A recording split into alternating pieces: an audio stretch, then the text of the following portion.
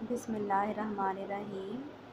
आज का जो लेक्चर है वो properties of correlation coefficient r पे है।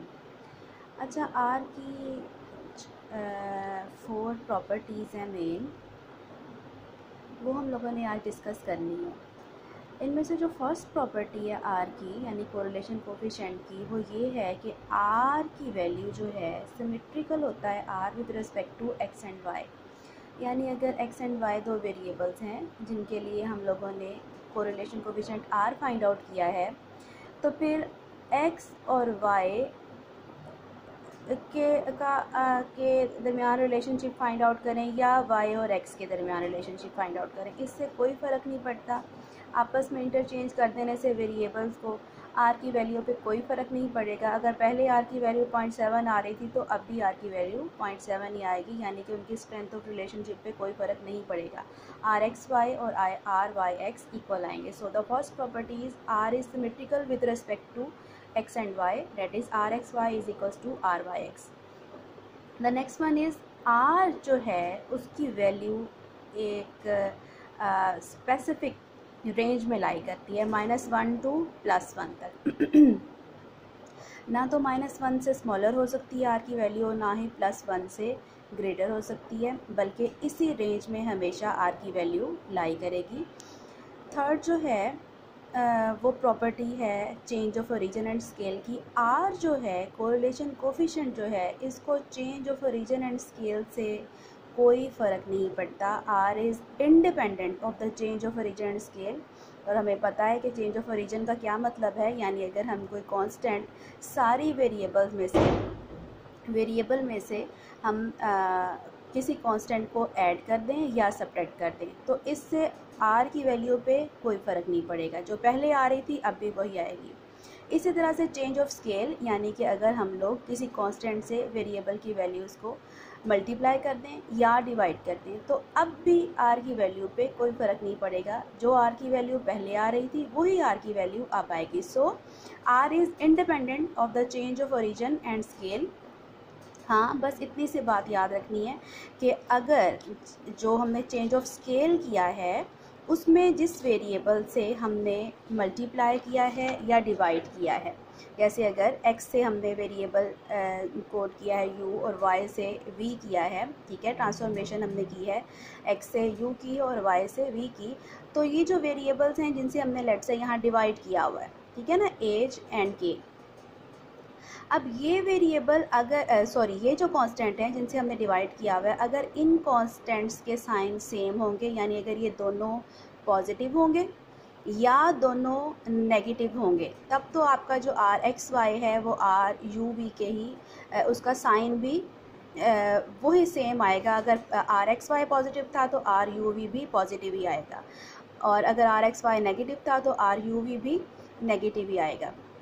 लेकिन अगर इनके साइंस ऑपोजिट है, यानी एज का साइन जो है वो पॉजिटिव है, के का नेगेटिव है, या के का पॉजिटिव है और एज का नेगेटिव है, इस केस में क्या होगा, आर की जो वैल्यू आई है वो तो सेम आएगी, वही आएगी जो कि पहले आ रही थी आर एक्स वाई के केस में, लेकिन इसमें जस्ट साइन का फ़र्क पड़ जाएगा। अगर इनके साइंस ऑपोजिट होंगे एक दूसरे से तो उससे आर का साइन जो है वो नेगेटिव आ जाएगा आर यू वी में, अगर एक्स और वाई के साइन में एच और के के साइंस ऑपोजिट होंगे। अगर एच और के के साइन सेम होंगे, यानी दोनों पॉजिटिव होंगे या दोनों नेगेटिव होंगे, तो इस केस में r x y r u v के इक्वल होगा। लेकिन अगर इनके साइंस ऑपोजिट होंगे, एज का साइन प्लस है तो के का माइनस, या के का माइनस है तो एज का प्लस, तो इस केस में क्या होगा, इस केस में आर एक्स वाई जो है वो नेगेटिव आर यू वी के इक्वल होगा। फिर जो लास्ट प्रॉपर्टी आ जाती है वो इसकी कोरिलेशन की जो प्रॉपर्टी है वो रिग्रेशन कोफिशिएंट्स के ताल्लुक में है। सो जो आर है ये ज्योमेट्रिक मीन होता है किसका, दोनों जो रिग्रेशन कोफिशिएंट्स हैं हमारे पास B x Y and B Y X, उनके ज्योमेट्रिक मीन के इक्वल होता है। यानी आर इज़ इक्वल्स टू, ये साइंस हैं, प्लस या माइनस साइन कौन सा यूज़ होगा ये भी बताती हूँ मैं आपको। Is the geometric mean of regression coefficient b x Y and B Y x, ठीक है। इन दोनों को यानी कि वाई अपॉन एक्स लाइन का regression coefficient and x upon y line का रेग्रेशन कोफिशेंट, दोनों के रेग्रेशन कोफिशेंट्स लेके उनका हम ज्योमेट्रिक मीन लें तो हमारे पास क्या आ जाता है आर। अब रह गई ये इसके साइन की बात, तो उसमें याद रखें कि अगर दोनों रेग्रेशन कोफिशेंट्स पॉजिटिव होंगे तो आर के साथ भी साइन क्या आएगा, पॉजिटिव का आएगा, और अगर दोनों रेग्रेशन कोफिशेंट्स नेगेटिव होंगे तो आर भी नेगेटिव ही आएगा, उसके साथ हम नेगेटिव का साइन प्लेस करेंगे। सो ये हमारे पास 4 मेन प्रॉपर्टीज़ हैं कोरिलेशन कोफिशिएंट से मुतल्लिक। अब मैं आपको थोड़ा सा एक एग्जांपल के थ्रू उसका change of origin and scale का थोड़ा सा बता देती हूँ। इसमें मैंने ये एक एग्जांपल ली है, ये इनफैक्ट आप लोगों का क्वेश्चन नंबर 2B है एक्सरसाइज 14.2 का,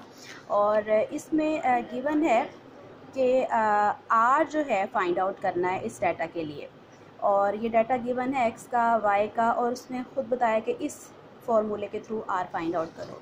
तो ये मैंने यहाँ पे ये फाइंड आउट कर दिया, आप लोग भी खुद फाइंड आउट कर लीजिएगा। एक्स है, वाई है, x square, y square, x y, और ये सब जिस तरह हम लोग पहले फाइंड आउट कर आए हैं पीछे क्वेश्चंस में, एक्स बार फाइंड आउट किया, वाई बार फाइंड आउट किया, आर में इनकी वैल्यूज़ पुट कर दी हैं इस फॉर्मूले में जो उसने दिया हुआ था हमें क्वेश्चन में, और हमारे पास आर की वैल्यू क्या आ गई है, -0.857।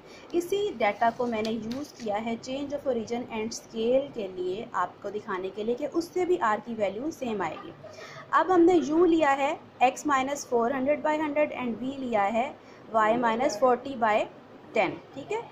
और यानी x की वैल्यूज़ में से कोई एक कांस्टेंट लेके सब्ट्रैक्ट कर दिया है, y की वैल्यूज़ में से कोई एक कांस्टेंट 40 ले लिया है, उसको सब्ट्रैक्ट कर दिया है, इसकी वैल्यूज़ में से हमने को एक कांस्टेंट 100 से डिवाइड कर दिया है, इसकी वैल्यूज़ के कांस्टेंट 10 से, यानी जो जिससे इजीली डिवाइड हो रहे हैं हम लोगों ने वो लेके, ताकि हमारी कंप्यूटेशनल प्रोसीजर जो है वो ज़्यादा से ज़्यादा सिंप्लीफाइड हो जाए।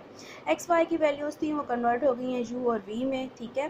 फिर हमने यू स्क्वायर लिया है, वी स्क्वायर लिया, यू वी लिया, फॉर्मूले में जो हमें सम्स चाहिए उसके अकॉर्डिंगली यहाँ पे हमने फिर क्या किया है,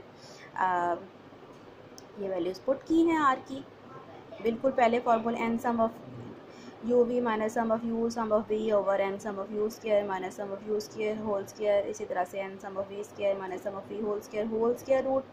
ये सारी वैल्यूज़ यहाँ ला के पुट कर दी हैं, और पुट करने के बाद हम लोगों ने देखा कि आर की वैल्यू वही आई है -0.857, जो कि हमारे पास आर एक्स वाई की आ रही थी -0.857। सो आर जो है वो change of origin and scale से इफेक्ट नहीं होता, इंडिपेंडेंट है by the change of origin and scale.